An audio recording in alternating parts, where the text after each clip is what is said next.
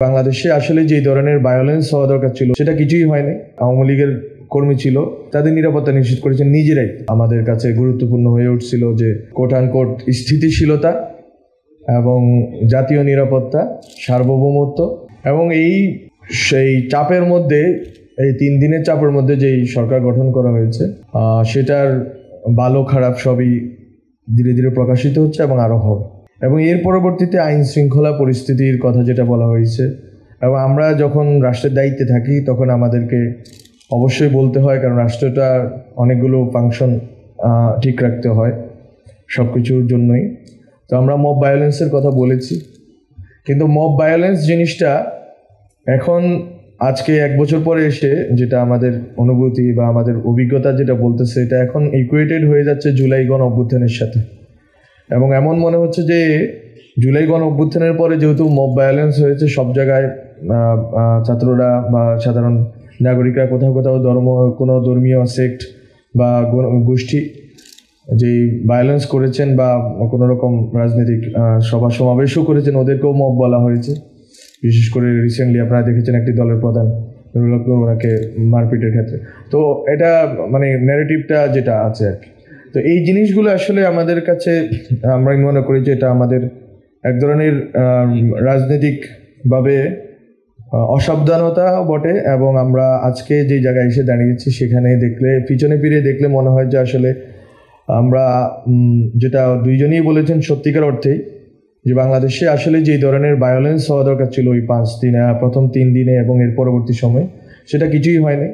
Bashundhara tissue অশুদ্ধতার বিরুদ্ধে এক বিন্দুও ছাড় নয়, বরং ওই 1 মাসের সময়টা আমি মনে করি স্বপ্নের মতো।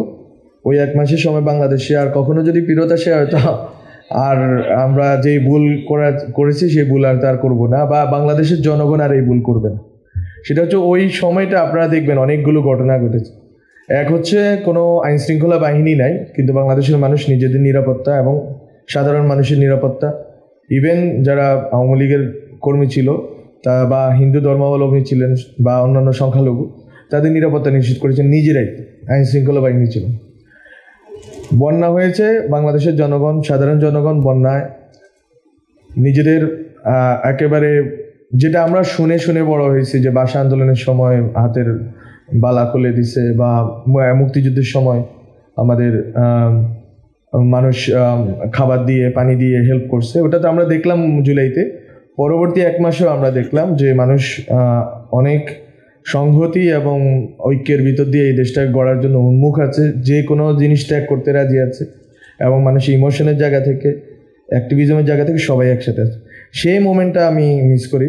আমি গভর্নমেন্টে অন্তর্ভুক্ত হয়েছি 28 আগস্টে, বাট এর আগে যে সময়টা আমরা বাইরে ছিলাম আমি নিজে দেখার সুযোগ হয়েছে এবং পরেও দেখছি। ফলে আমার বক্তব্যটা হচ্ছে যে আসলে 2টা কথা ওনাদের 2জন থেকে শেষ করি, যেটা হচ্ছে এরপরে আমি আমার কথাগুলো বলি, যে ভায়োলেন্সটা আসলে হয়নি, এটা হচ্ছে সত্য কথা। এবং স্যার যেটা বললেন যে চীনে যে বিপ্লবের পরবর্তীতে এবং বিপ্লবের আগে, এটা খুবই গুরুত্বপূর্ণ। আমি যখন আমাদের পরিচিত যারা অ্যাক্টিভিস্ট আছে তাদের সাথে যখন আড্ডা হয় আমার, তখন আমি এই কথাটা বলি যে চায়নার যেই 1920 থেকে 1949 পর্যন্ত যে দীর্ঘ লড়াই, এবং মাও সেতুংয়ের নিজের লড়াই এবং মাও সেতুংয়ের নিজের দলের ভিতরের লড়াই, আদর্শিক এবং কৌশলগত, ওইটা আমরা হয়তো করতে পারি নাই। এবং আসলে এই পর্বগুলোর ভিতর দিয়ে গেলে হয়তো আমরা একটা জায়গায় পৌঁছাতে পারবো, নাহলে বারবার যে গণ অভ্যুত্থান ঘটার কথা বলা হচ্ছে এটা আসলে ঘটতে থাকবে, রক্ত ঝরতে থাকবে, এবং আমরা আবার মাঠে নামতে হবে, কেউ আমাদের মধ্যে শহীদ হবে।